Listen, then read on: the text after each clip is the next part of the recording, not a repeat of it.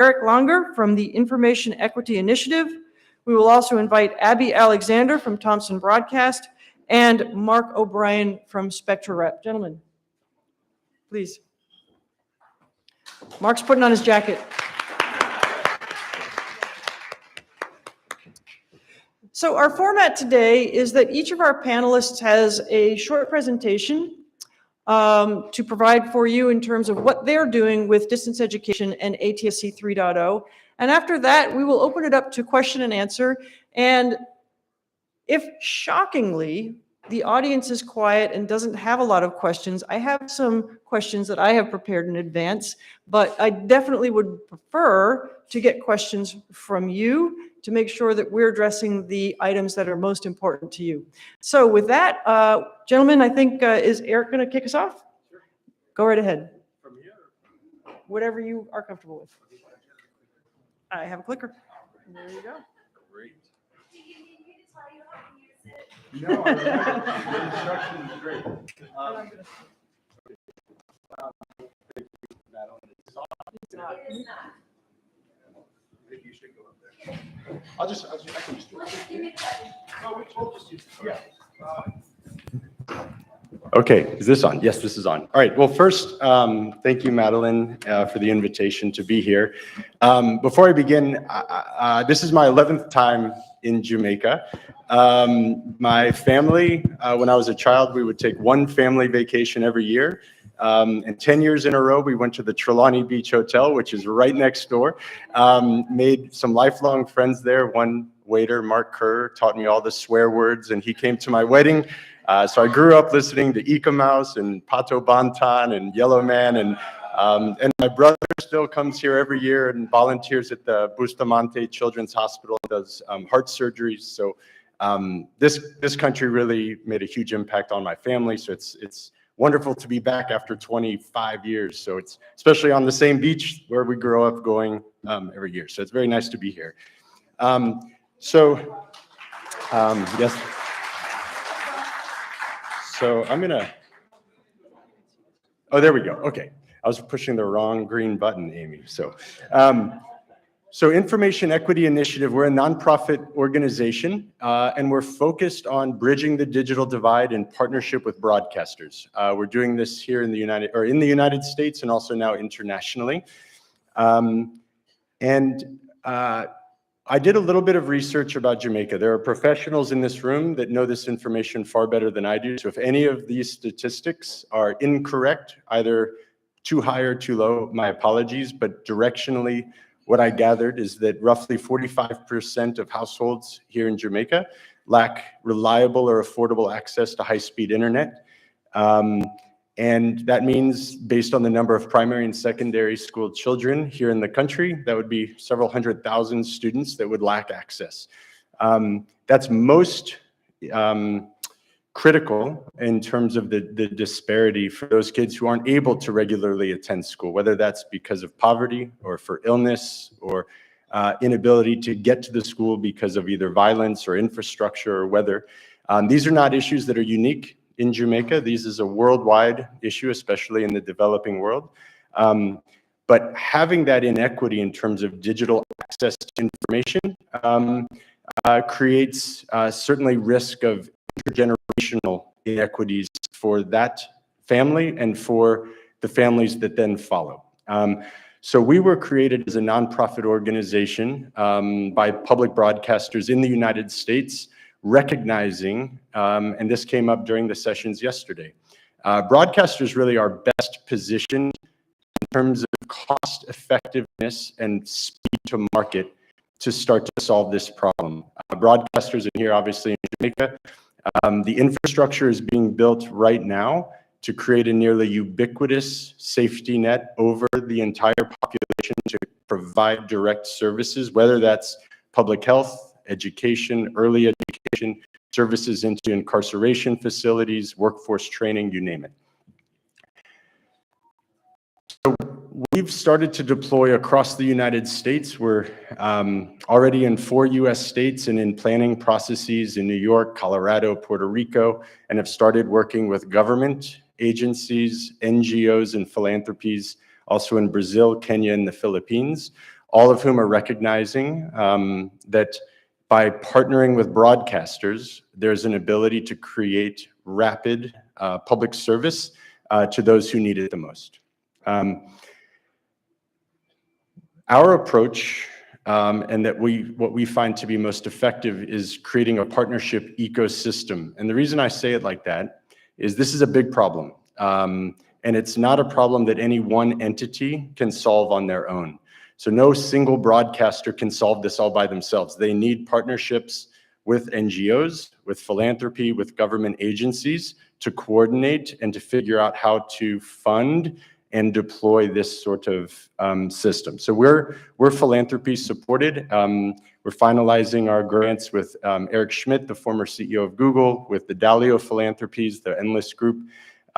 We're partnered now with M-Education Alliance, which is the World Bank, USAID, 50 ministers of education, and broadcasters across the US and now more and more internationally, to really focus on how do we build these ecosystems internationally, nationally, and at the local level, whether it's with the Ministry of Education, a Department of Public Health, Department of Corrections, to bring everyone that has an interest in this public service to bear so that we can figure out how to do this. Datacasting is much less expensive than building new 4G networks or building new fiber lines, but it still does cost money. So that's why we feel it's important to bring philanthropy and government together to solve this issue. So now let's talk about how this works from a content and a distribution and a teacher and a student perspective. We built our system specifically with the concept that this will be globally available. So we chose AWS to be a hyperscale cloud provider. So we have infinite ability to scale. And the concept is quite simple in terms of how the teachers and the students use this. But I want to talk a little bit about the content, because I think this is really important as you all think about how this could be useful. As a nonprofit, we feel very strongly that all content or curation decisions should happen locally. We don't make those decisions. We think those decisions are best made either by the broadcaster, by the educator, by the Ministry of Education, not by us. Our job is to make it as easy as possible and to make as much content as possible available as possible. So here's how we're doing it. We're thinking about content in two different ways. The first is we're building a globally available archive of content, Sesame Workshop, PBS Learning Media, Khan Academy, the World Health Organization, Massachusetts Institute of Technology, and so forth. We abide by an OER standard, which is a UN mandate to make all of our content free and available to any educator in the world without any fees. And if you look in the bottom left corner, you'll see two Jamaica-specific logos. This is not to indicate that we have partnerships here. This is only to demonstrate.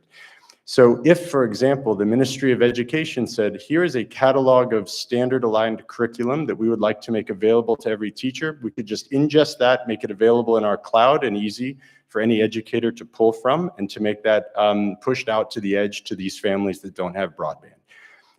Separately, we've had several conversations with the Meadowbrook School in Kingston. They're quite interested because many of their students lack connectivity.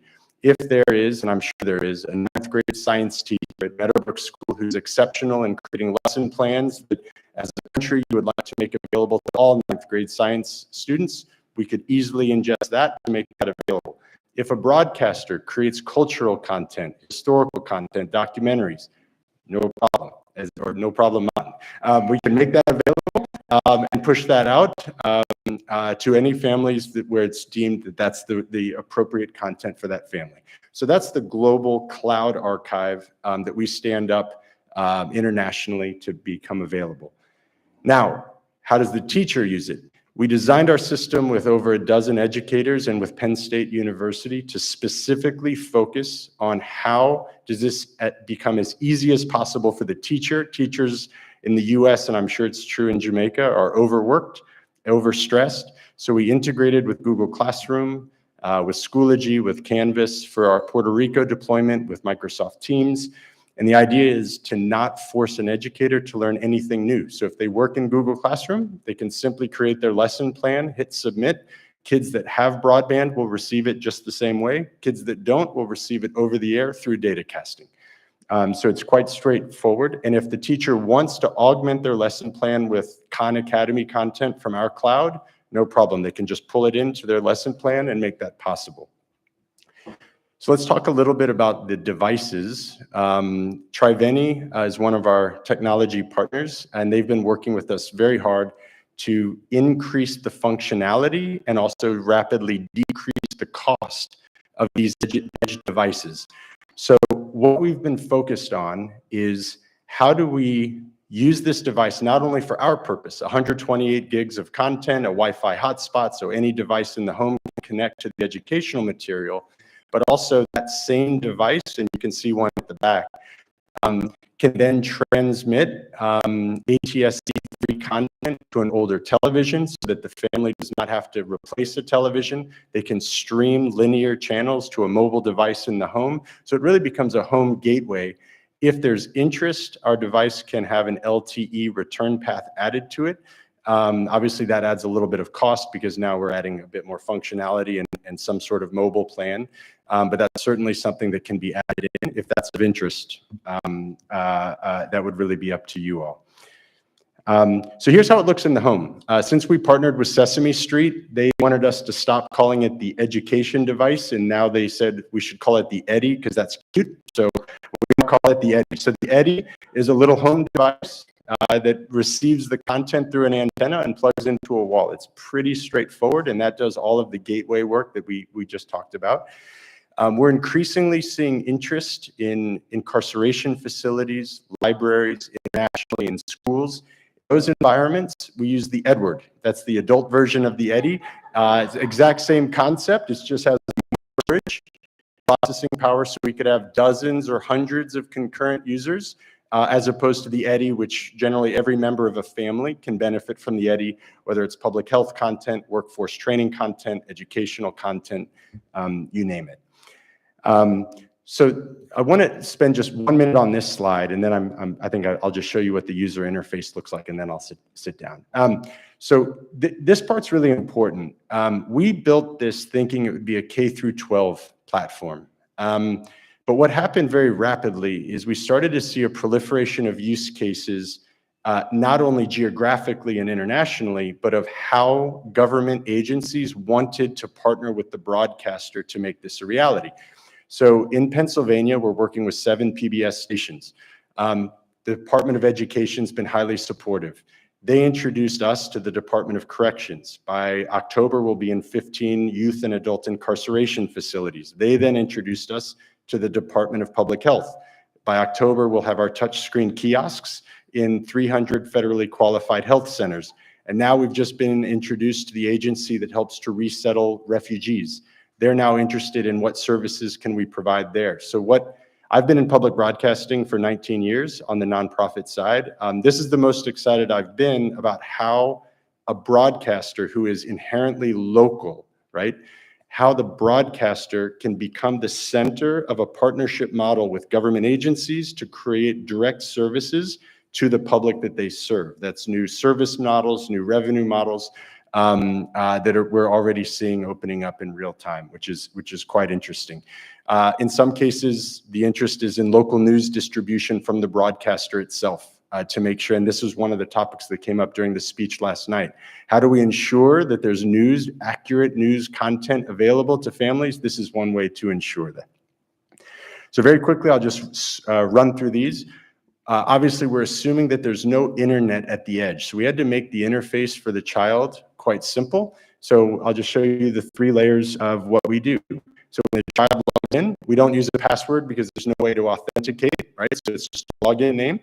The child has 4 classes. Let's say this child is Sally, and Sally's a 4th grader. If Sally clicks on her Mr. or Miss Ferguson's class, here's all of her lesson plans. And if she clicks on Angles in the Real World, here's the lesson plan that was created through Google Classroom or any LMS with a PDF and a video attached to it that they'll be able to access through the little Eddy on any device. So it's quite straightforward, and obviously, depending on the use case or the user, this would look totally different, and the content would change depending on the household. So anyway, that was fast, but thank you.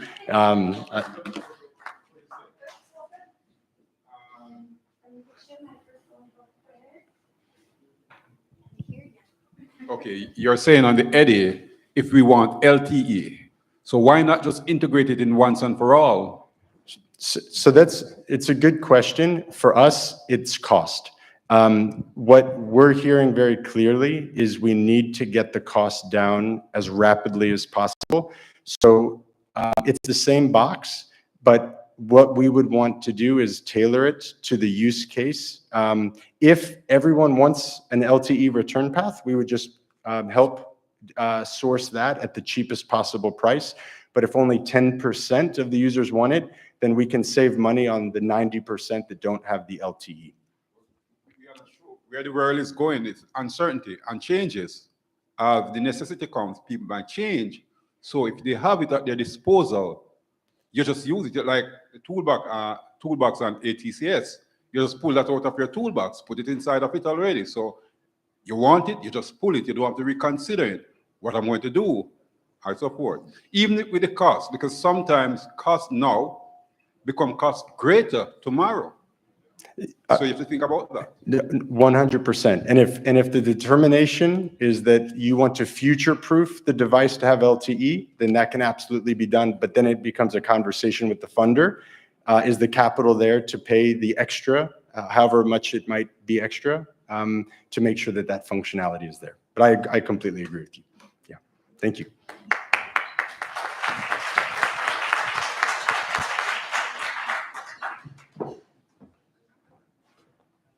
Hi, everyone. Good morning. I'm Mark O'Brien with Spectre Rep. I brought some show and tell, and I have a lot more over here at the booth with the orange tablecloth, where I've already enjoyed speaking with many of you about. But if not, come over and I can show you some examples and demonstrations of what we're doing here.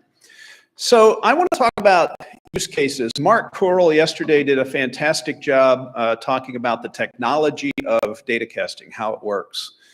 And we've been doing datacasting for 22 years, since the dawn of ATSC 1 in the United States. So we've learned an awful lot over that 2+ decades. So all this gray hair is from figuring that out so that you don't have to. We've learned what works, and we've learned some things that don't work that well with datacasting. And there are many, many, many opportunities, and I've enjoyed talking to some of you about what some of the possibilities are. But really, datacasting, as Mark was describing yesterday, is just turning a portion of your broadcast television signal into a new wireless IP network. Well, what can you do with a new wireless IP network? Anything.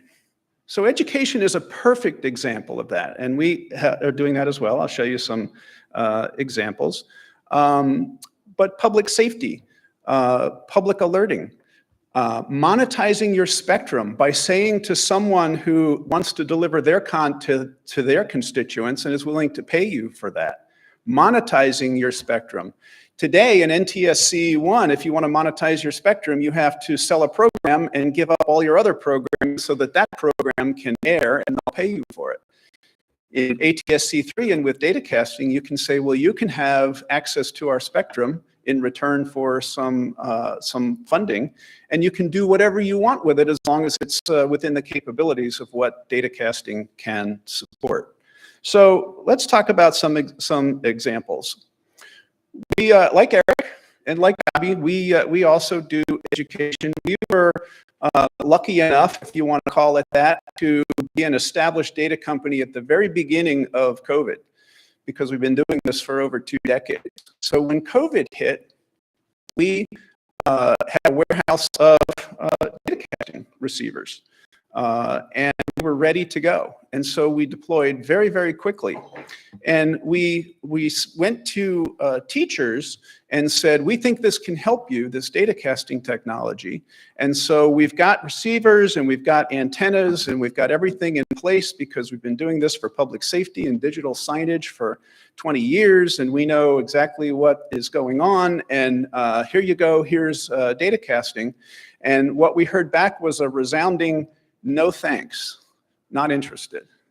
And we said, well, we don't understand. What's the issue? The issue was we were talking about giving them a technology. They didn't want a technology. They wanted a solution to their problem.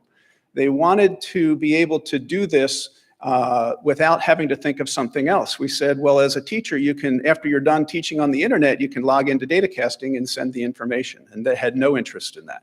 That was a big lesson learned, is this isn't about technology. It uses technology, but it's how do we understand the opportunities? How do we understand the challenges? And more importantly, how do we address them? So here's what we did 3 years ago at the beginning of COVID. We said, how do you teach now? Then teachers said, well, we use the internet and learning management systems, just like Eric was just describing. And we said, well, what if we went into the learning management systems and pulled the information out for you so that if your kids have internet, they still use that. And if they don't, we go and get that information, put it into the broadcast signal, and get it on a little device in the kid's home that they can access from their tablet or their Chromebook or even their phone or anything. And that worked. And we ended up deploying 15,000 of these receivers and still deploying more in the United States, across 11 states, because we focused on understanding the challenge and how we can apply technology to addressing that breakdown. So that's one example, education. Another example, which we were doing long before COVID, long before we even got into education, is public safety. So public safety worldwide, specifically about the United States, has long relied on LMR radios, the little microphone where they can talk to each other.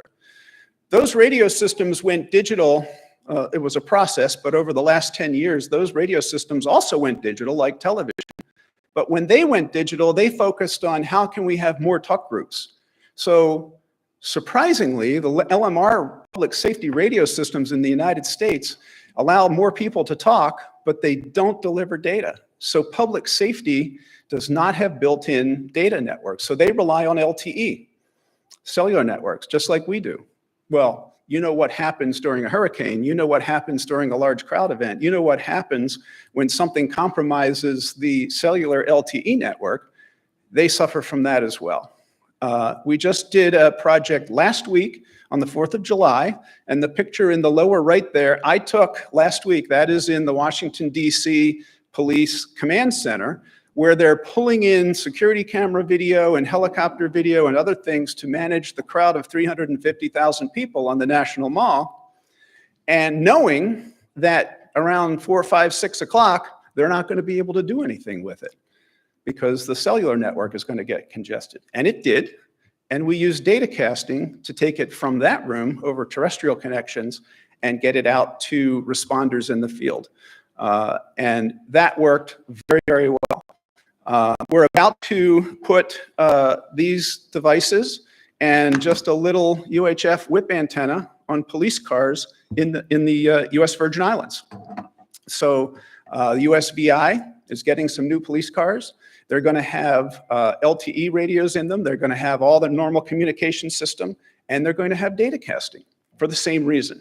How do we make sure that we can communicate with these police cars wherever they are on the island, even if other systems are compromised? So it's not about how do we say, don't do that, do this, but how does each network with its own unique capabilities add value and add to a cost-effective way, because you can add value to the point that you can't afford it anymore.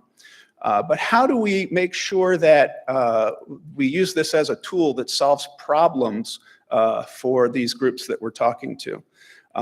But public safety is really where we cut our teeth, and then we expanded all that because we had the tools into education, and we're very, very successful in that. So I have another little device up here, and I encourage you to come over and see these in person over at my booth over here. This is a public alerting device. So this is in use in California for early earthquake warnings. Also a datacasting application, because again, what's a datacasting application? It's IP data delivered to devices that know what to do when IP data comes in. So the U.S. Geological Society has a few seconds, 10, 12 seconds of notice when there is an earthquake coming, which is not a lot of time. And that doesn't work very well over the cellular system, because if you're one of the 3 million people trying to get the message over on your cell phone, and you happen to be the 3 millionth person, you might get it 3 or 4 or 5 minutes later. Well, that doesn't help. One of the benefits of datacasting is it's instant one-to-many. So we get the alert, we push it out, and with 2 seconds, this device says there's an earthquake coming in people's homes. And like smoke detectors, this device, if you have multiple ones, if any one of them picks up the signal, they all talk to each other. So that it could be applied here for hurricane warning. This could be applied here for flood warnings. One of the things that is interesting about US Virgin Islands and here in Jamaica is your broadcast TV coverage over water. Well, no one's watching TV out over water, but if you have a disaster, when you have a disaster, and aid comes to help you, how are they communicating if your other networks are down, if power is out, if things are compromised? Well, your coverage over water, a simple datacasting box and an inexpensive antenna on those ships, or when they land, a suitcase full of these saying, here, go out into the field and we'll get information to you, is something that datacasting can help with. It's just another network that helps you get information to people who need it wherever they need it. We're doing something similar right now in New Mexico with our stations in the state of New Mexico. There are terrible wildfires right now in New Mexico. And we started out with education, and all the kids who have an education device now are also getting wildfire updates over datacasting, because we deployed the receivers to support education. But another use case is, how do we communicate? These kids don't have internet. So how are they getting detailed information about where the evacuation centers are, what roads they should take instead of alternate paths? And we're sending that kind of information out now as well. It started out as education, and now it's evolved into that plus notifications and alerting.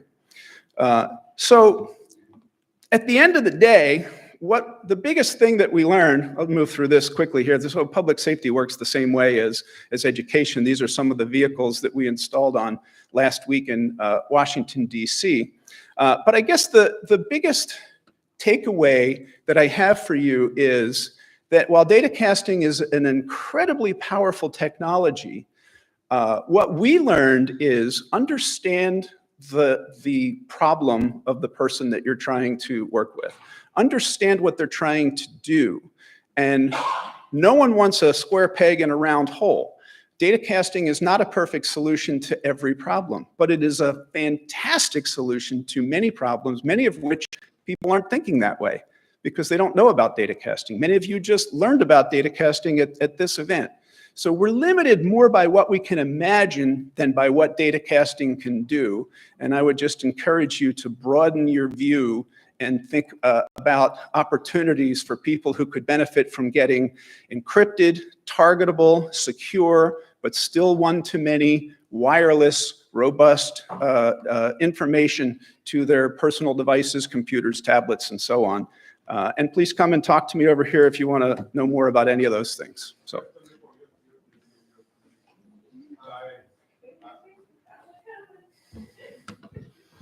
I noticed that you said that the datacasting box for education was rejected, as it were, at the first introduction. Mm-hmm.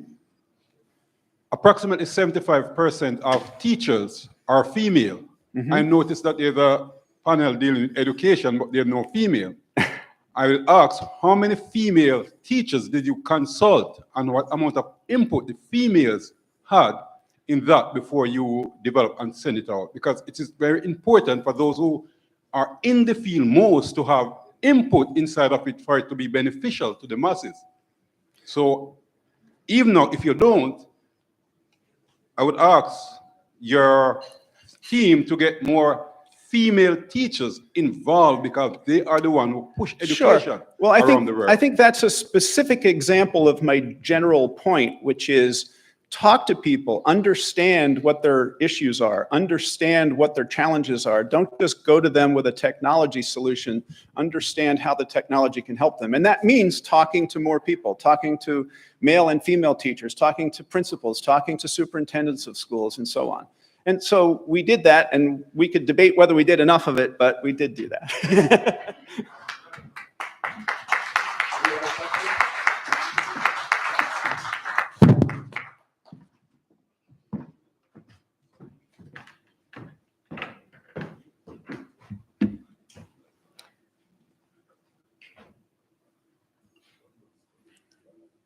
Thank you very much for having me here in this beautiful country, Jamaica. This is my first time.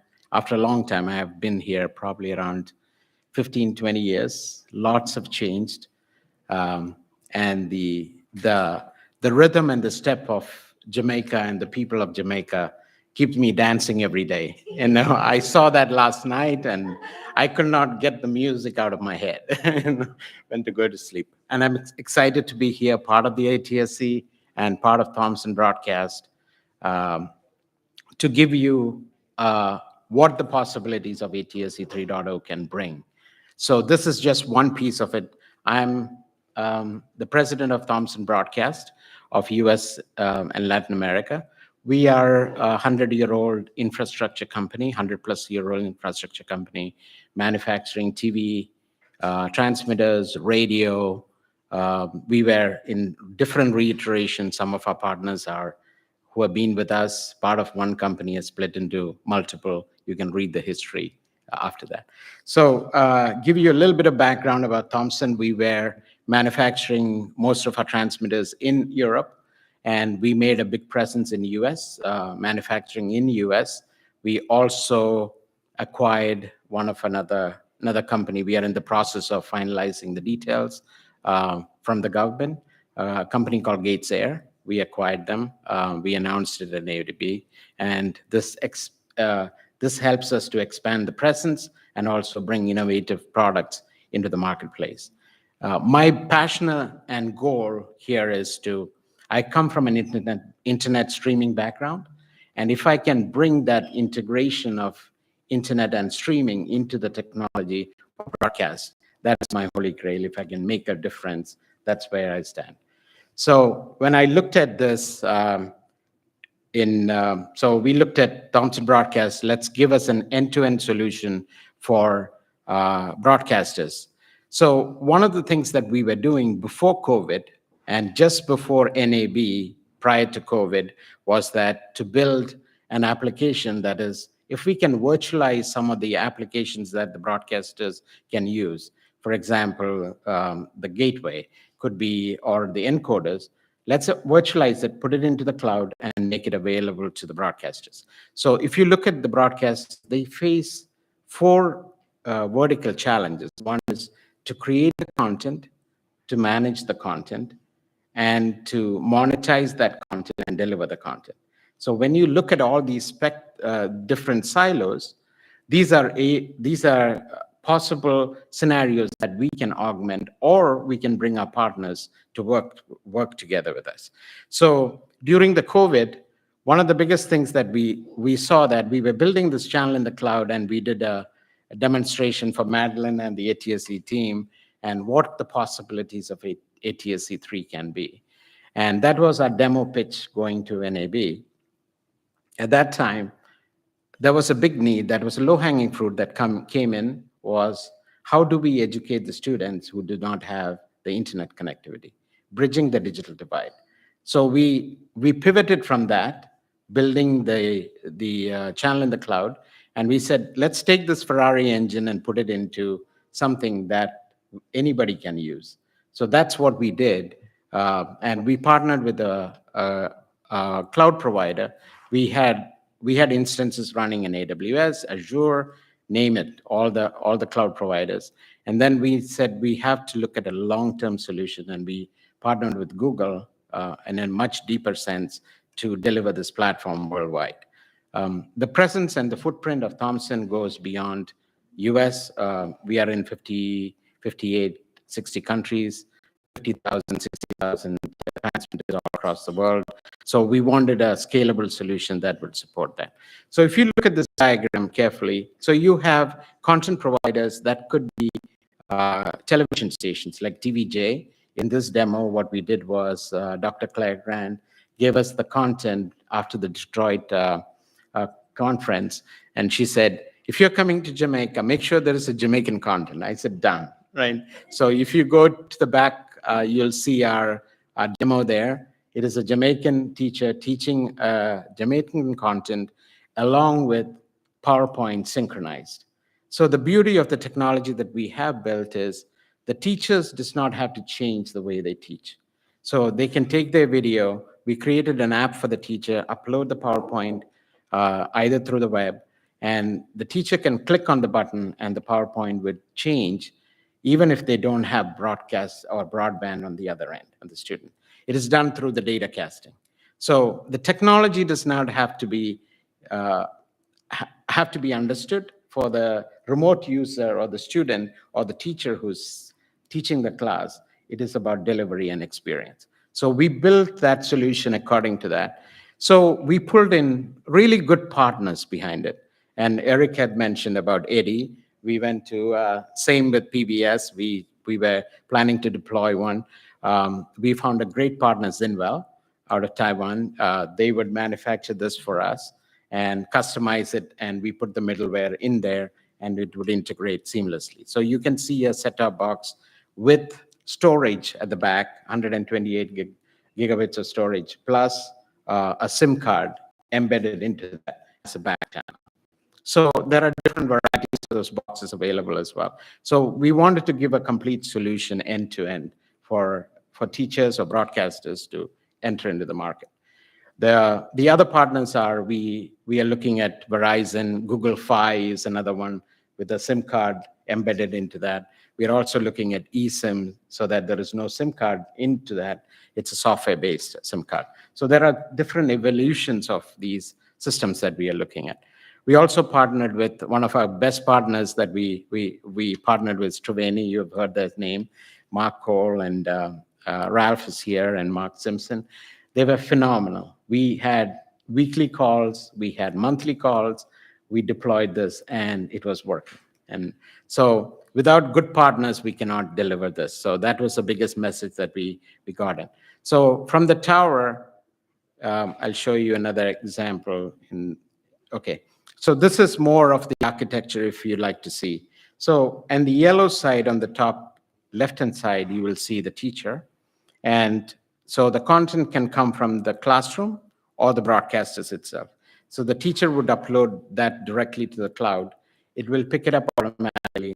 It will be on broadcast gear that will take it, or it's in the cloud, transfer into a transmitter exciter, broadcast it through a broadcast chain.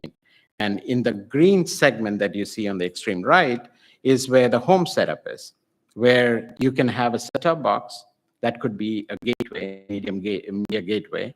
So you connect it with the Wi-Fi with your Chromebook or any device that you have. And then your phone can be also your companion device if you want, if you're looking through the TV to connect and communicate and chat with the teacher as well. So, and then we built a small LMS on the box itself, and also that LMS is connected to the cloud. So why did we build the LMS? There are a lot of LMSs out there, but we wanted to make sure that the security, if for some reason the box is unplugged or any reasons that is connectivity is lost, we want to make sure that is synchronized when the connectivity comes in. So all the lessons plans are data casted into the box. And once the data cast comes in, the student will log in, and the student's authentication is synchronized with your LMS or the school LMS at the same time. And then from there, automatically the student gets the lesson plan automatically. So that's how we build the architecture. So the back hall would be either through LTE, or if you have an IP connection or your cell phone, you can synchronize with that, with the box. So this is an overall architecture that we built, more on the television studio side, the channel in the cloud, and also integrating that into OTT, OTA solution as well. So we build our own OTT solution so that we can integrate multiple channels of education into that OTT as well, OTT and OTA. So this is a sample of the box that you can see there. It has a SIM card at the back, and that is connected by Wi-Fi, and the laptop can connect automatically into the system. And they create a small WAN inside the home itself. So that's the home environment. So this is the user interface, very clean. You just logged in with the username, password, and then the teacher, if there's a teacher, you would go in, and this is where the teacher reserves the content. What kind of content am I teaching? Is it just a video? Is it a PowerPoint? Is there a lesson plan? Is there any courses that learning objects that I need to push? So once that is packaged, automatically it gets back into the cloud. This is straight into the cloud, and the cloud will pick it up, and we package that and send it through Triveni and through Cinemedia. Our encoder is used by Cinemedia encoder, automatically picks it up from the laptop. When the teacher clicks on go live, the Cinemedia encoder collects it, sends it back to the transmitter, and it is a broadcast chain from there. And the datacast automatically happens in the box itself. So this is just a combination of asynchronous and synchronous classes. In a synchronous class, the environment would be, so this is more of a synchronous environment where the teacher would be live. So you would see the talking head up at the top, and then you can expand it into a bigger screen if you want. If not, if you have a PowerPoint enabled, you can have the PowerPoint synchronized automatically. So the student can go in and learn, click on the button, and look at the PowerPoint at the same time. You can also chat with this teacher. And we are also looking at an opportunity where if we can use a 64-bit kilobit voice integrated into this panel, so you can press the button and talk to the teacher on a VoIP as well. So that's asynchronous. This is more on the asynchronous side. So you have a video on demand, you can pass it on. So you'll see which are the video on demand I need to take. So this is just a sample of cybersecurity. So you can go in and learn at your own time. The PowerPoint at the bottom is teed in or queued in with the teacher talking about that PowerPoint. So when you click on that PowerPoint, the user can go straight to the PowerPoint, synchronize the PowerPoint. We also track where the student left off at the same time. So, and then you can leave a voice, the messages from there. And the last slide that I want to show you is, this is an on-prem or a cloud scenario. So you can have everything on-prem. We had this set up at Triveni. We have it at West Palm, now set it up as well. So this physical rack is there. So this opportunity is very, very crucial for us because Jamaica as a country is changing to ATSC 3. That is the holy grail. That is where we can do a lot of tests here. So we are fortunate enough to work with Claire and Michael and the team from TVJ. We have a transmitter in Flower Hill, transmitting ATSC 4 channels at the back. You can see that. And Melville, phenomenal team who has worked with us in a matter of 4 days. We implemented this in the location, and this is just the tip of the iceberg. If we can bring those content and talk about data casting, emergency alert, and data content that Eric was talking about and Mark was talking about on the emergency alert systems and things like that, it'll be phenomenal. It'll be a game changer for the country. Thank you.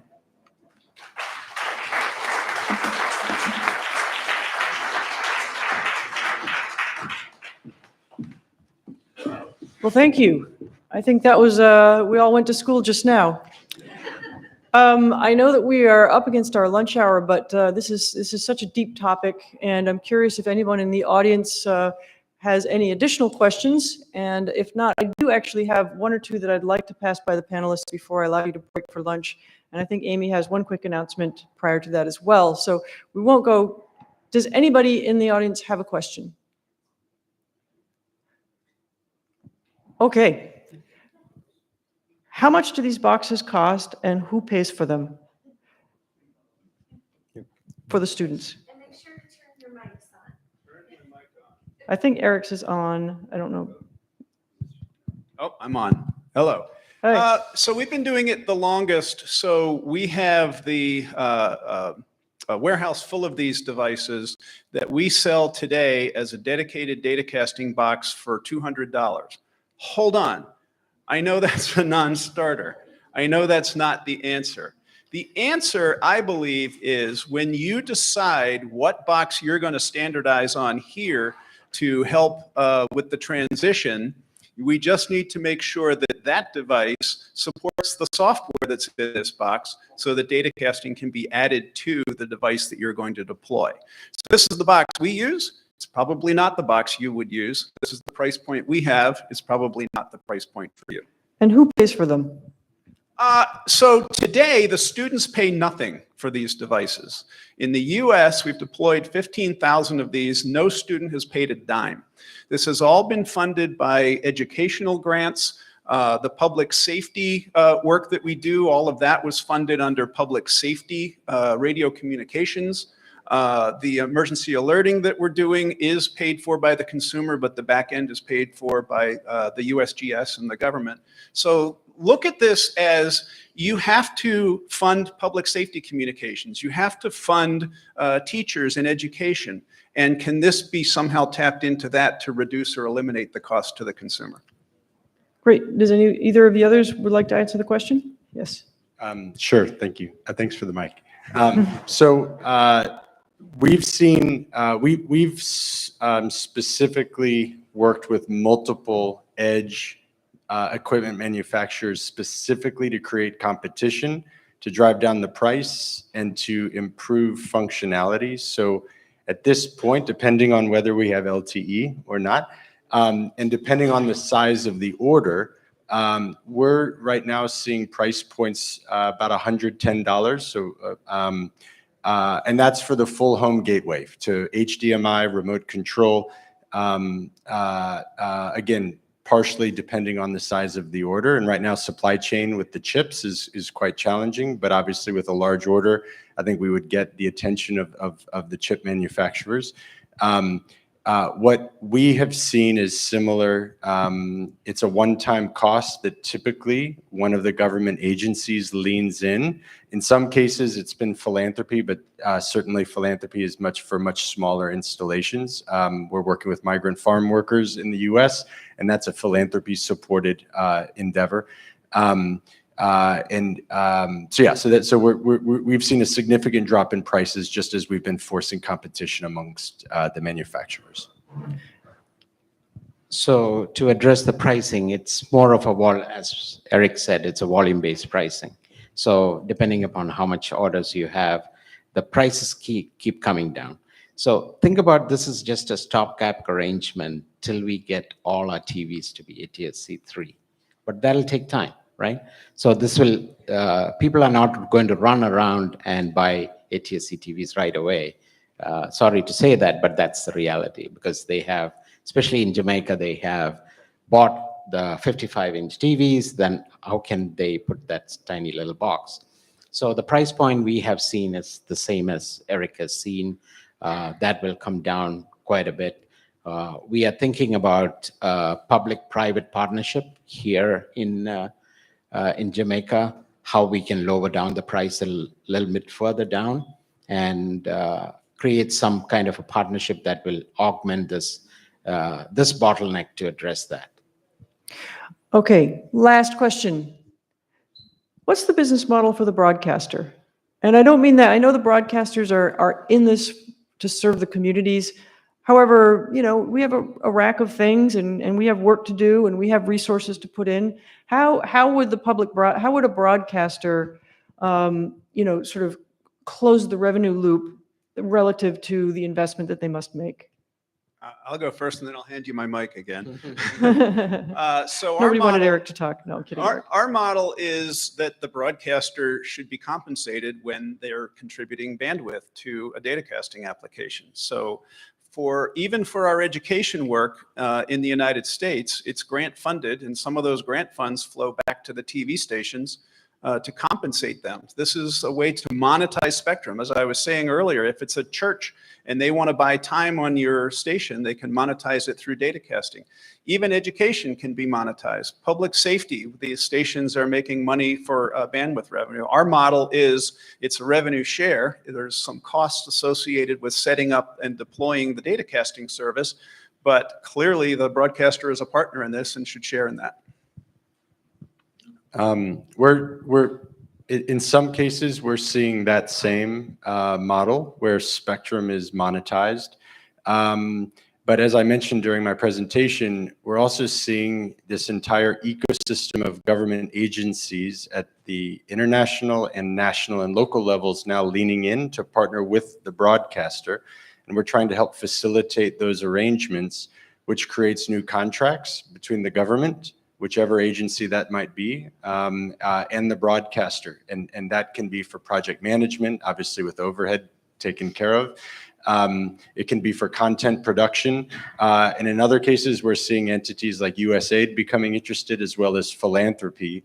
And frankly, at least in the US, a lot of our clients are the public broadcasters. So they're now able to talk to local major donors and philanthropists to say, we are providing a critical direct service in our community, and it's enhancing the profile of the broadcaster in a way that hadn't previously been, because public broadcasters or broadcasters in general aren't generally equated with criminal justice reform. How do you, or public health, right? So now all of a sudden, if you're creating direct services in those communities, there's a whole new spectrum of pun intended, I suppose. There's a whole new spectrum of donors and revenue and government contracts that become possible. Right. Abby, last word? I think it's majority is grant funded. Give you an example, TVJ was approached by the Ministry of Education to create content during COVID times. They created the class time for content. Now that valuable content can be available to multiple of those. So there are different augmented revenues. Could be grant, there are underwriters who would write those grants for those. And those are revenue streams that broadcasters never thought about. So. Well, join me in thanking the panel. Thank you very much, gentlemen.